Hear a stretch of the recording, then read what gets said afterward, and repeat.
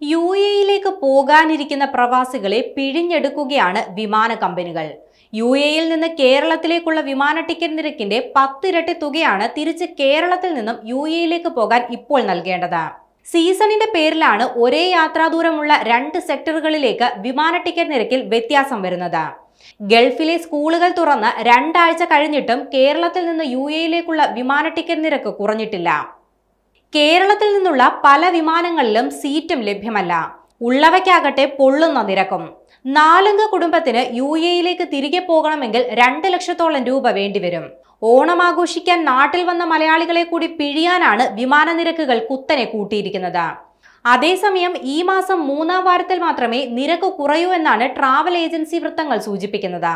നിരക്ക് വർധന മൂലവും ടിക്കറ്റ് ലഭ്യമല്ലാത്തതും സ്കൂളിൽ പഠിക്കുന്ന വിദ്യാർത്ഥികളുടെ വിലപ്പെട്ട ക്ലാസുകളാണ് നഷ്ടപ്പെടുത്തുന്നത്.